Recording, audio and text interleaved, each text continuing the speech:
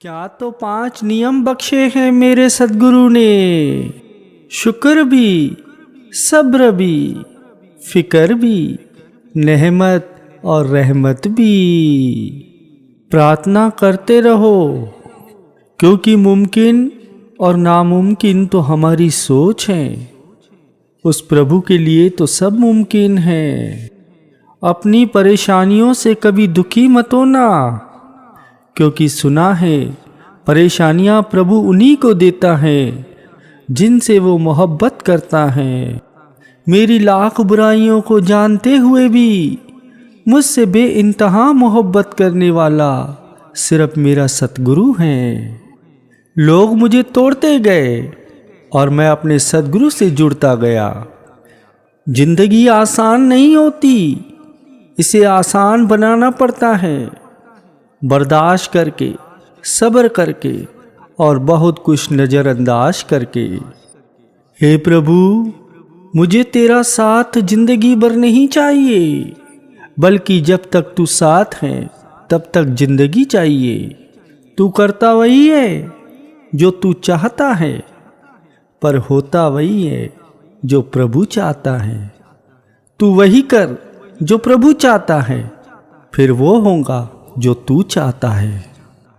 मेरी प्रार्थनाओं को ऐसे कबूल कर ए मेरे सतगुरु कि सजदों में मैं झुकूं और मुझसे जुड़े हर रिश्ते की जिंदगी संवर जाए। जो खोया वो मेरी नादानी थी, जो पाया वो मेरे सतगुरु की मेहरबानी है। भगवान से पूछा गया कि इंसान कब बुरा बनता है। भगवान ने कहा, जब वो अपने आप को दूसरों से अच्छा समझता है। किसी से नेकी करते वक्त बदले की उम्मीद ना रखो, क्योंकि अच्छाई का बदला इंसान नहीं देता। इस दुनिया में कभी बिना चाबी के कोई ताला नहीं बना, इसीलिए भगवान हमें बिना समाधान के कोई समस्या नहीं देता।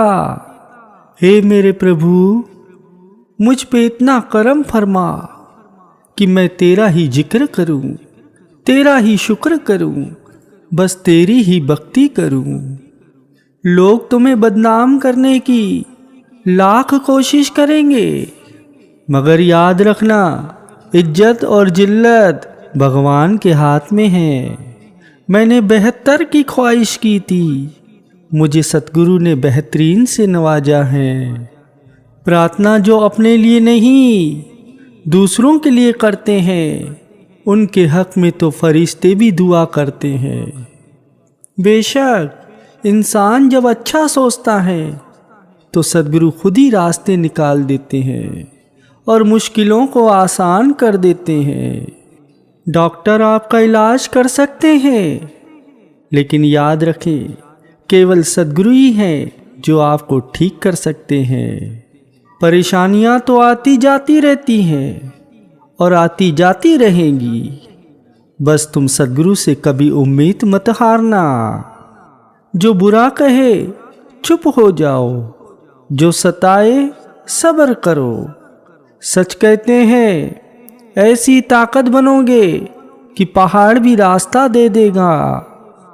सद्गुरु के वचनों की ये खूबी है कि आप उनके वचनों को नहीं बदल सकते, लेकिन उनके वचन आपको और आपकी जिंदगी को जरूर बदल सकते हैं।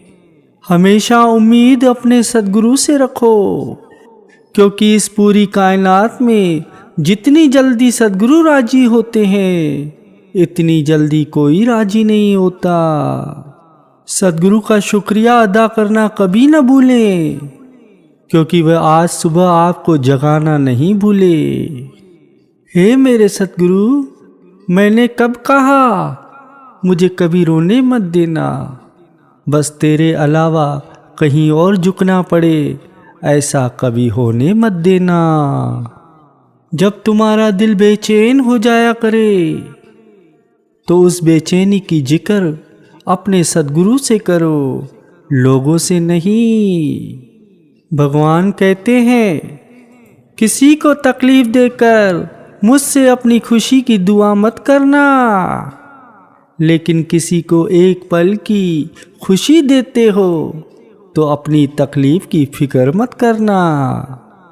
क्या तो 5 नियम बख्शे हैं मेरे सतगुरु ने, शुक्र भी, सब्र भी, फिक्र भी, नेमत और रहमत भी। अगर तुम अपने सतगुरु पर विश्वास रखते हो तो वह तुम्हें ठीक वैसा ही देंगे जैसे वो परिंदों को देते हैं।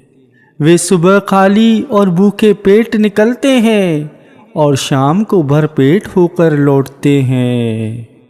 जो इंसान खुद से वाकिफ है वह अपने मालिक से अच्छी तरह वाकिफ है। कभी कभार कुछ नेकियां ऐसी भी करनी चाहिए जिनका भगवान के सिवा कोई अन्य गवाह न हो।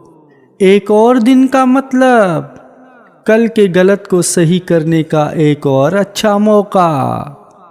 भगवान अपने सबसे मजबूत सैनिकों को सबसे कठिन लड़ाई देता है। जितना आप अधिक सद्गुरु के प्रेम में पड़ते हैं उतना अधिक सद्गुरु आपके प्यार में पड़ते हैं। आपकी प्रार्थनाएं कभी खारिज नहीं होती।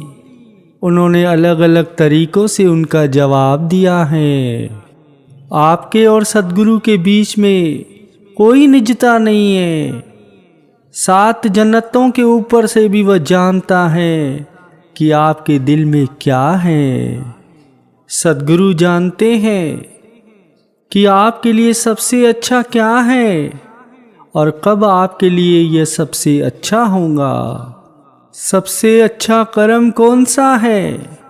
जब आपकी जुबान सद्गुरु की याद से गीली हो जाए। दिल वो है जो अपने सद्गुरु के लिए धड़कता है। दूसरों के लिए धड़कना तो एक अजनबी दिल होता है। सद्गुरु से बेमुख तो सार्वजनिक रूप से मुस्कुराता है और निजी तौर पर रोता है।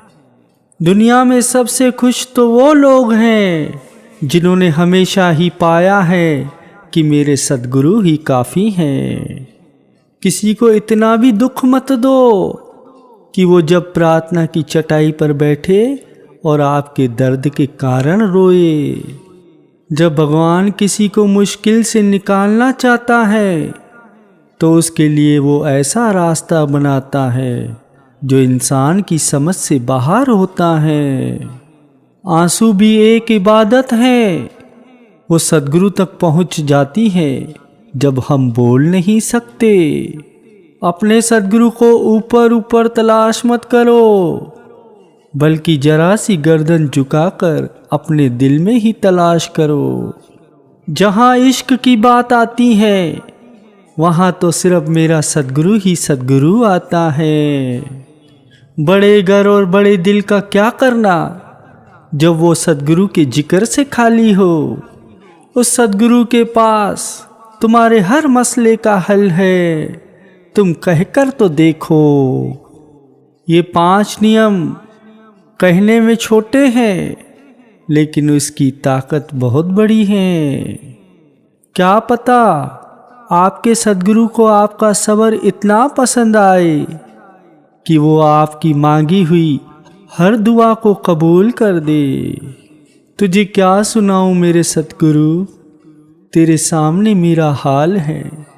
तेरी एक निगाह की बात है, मेरी जिंदगी का सवाल है। अगर कभी आपका दिल बिना वजह ही बेचैन हो रहा है तो ये जान लेना कि आपकी रूह सद्गुरु का जिक्र मांग रही है।